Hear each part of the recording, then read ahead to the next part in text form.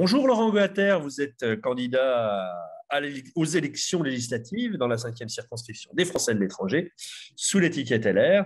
Je ne peux difficilement pas commencer cet entretien sans vous demander que pensez-vous des opérations médiatiques, politiques qui secouent notre circonscription. Oui, enfin bon, il y a principalement le parachutage de Manuel Valls qui pose effectivement une question de quel est le député dont on a besoin. Est-ce qu'on a besoin d'un député qui va passer son temps sur les plateaux de télévision à discuter de politique générale, ou est-ce qu'on a besoin d'un député qui va s'occuper de la circonscription?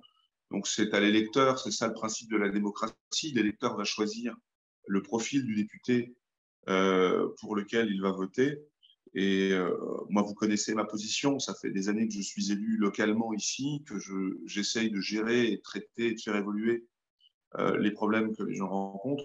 Je pense qu'avoir un député qui passe son temps sur les plateaux de télévision ne sert absolument à rien. Alors, en parlant de terrain, qu'en est-il de votre campagne? Parce que vous êtes, entre guillemets, bien implanté au Portugal. Et l'Espagne, ça vous gagne? Vous la gagnez? Comment ça se Ah, passe? Comment ça se passe? voilà. Alors, j'ai commencé bien entendu déjà. Moi, je suis investi depuis décembre, donc j'ai eu l'occasion déjà de passer un petit peu de temps à Barcelone, à Madrid, Marbella, Malaga. Je vais à partir de ce lundi faire un grand tour en voiture sur d'abord Porto, Guimarães, puis la plupart des villes d'Espagne, en gardant pour la fin Barcelone, Andorre, les Baléares et Monaco. Je pense que c'est très important d'aller à la rencontre de mes compatriotes, précisément pour bien connaître les problèmes très spécifiques, parfois très régionalisés, parfois que tel et tel compatriote rencontre. Et c'est toujours très intéressant de faire une campagne, c'est de la possibilité de rencontrer des gens et Et quels de sont, confronter un petit peu les réalités. bien sûr, et quels sont les thèmes qui ressortent de cette campagne et quelles sont les éventuelles solutions que vous auriez à proposer? Alors, on a un thème énorme sur les services consulaires. Là. On s'aperçoit bien évidemment que toutes les personnes n'arrivent pas à refaire des pièces d'identité. Si on avait eu un gouvernement qui s'occupait des gens, on n'aurait pas ce problème-là.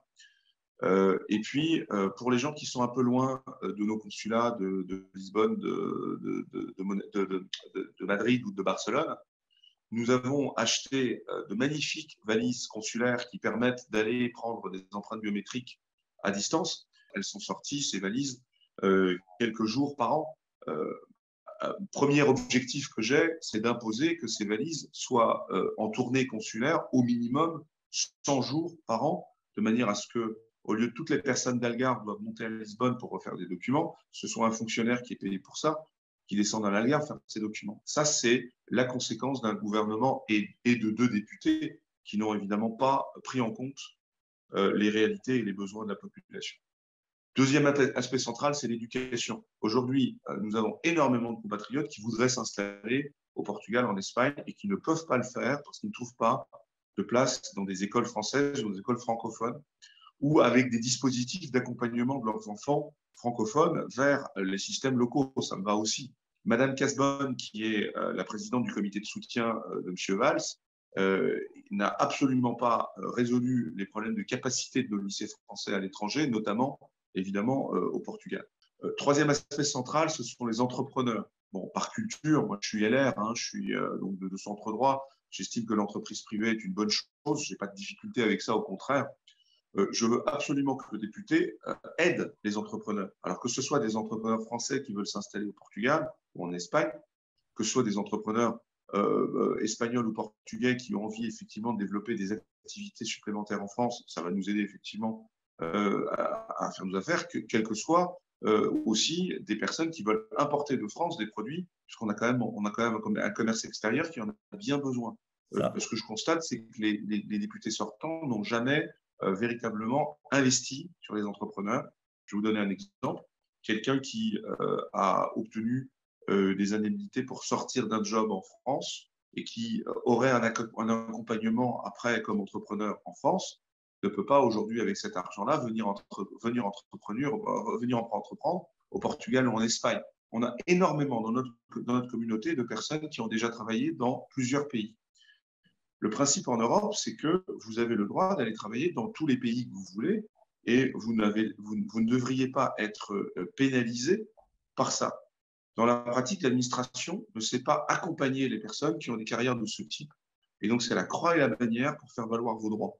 Donc, comme député, je m'organiserai pour que ça se passe complètement différemment. Bon, moi, j'estime que la Floride de l'Europe, c'est une excellente chose. C'est très, très bien. C'est bien pour le Portugal, c'est bien pour nos compatriotes français qui décident de venir s'installer au Portugal. Donc, je veux tout simplement qu'un retraité français qui s'installe au Portugal ait absolument toutes les facilités qu'il aurait s'il avait décidé de rester en France. Et donc, voilà, c'est quelques thèmes. On en a quelques autres, mais ce sont quelques thèmes. Alors, j'en donne quand même un dernier, c'est le rayonnement culturel sur lequel vous, French Radio, vous faites beaucoup. Je suis terrorisé de voir que notre Institut français, notre système culturel officiel fonctionne en dépit du bon sens et sans jamais intégrer la communauté française et les associations françaises dans leur mode de fonctionnement et dans leur choix programmatique. On a un peu l'impression que les événements culturels sont faits par les gens de la culture, pour les gens de la culture. Et effectivement, pas pour le public en général. Donc, ça, je peux vous assurer qu'étant élu député, je ne laisserai pas continuer les instituts à fonctionner dans des silos et je garantirai des réunions régulières entre les responsables d'instituts et les responsables d'associations qui, pour moi, ont au moins autant de bonnes idées que n'en ont les fonctionnaires spécialisés dans ce type de domaine. Très bien, mais écoutez, Laurent Goater, vaste programme, dirait un de nos ancêtres.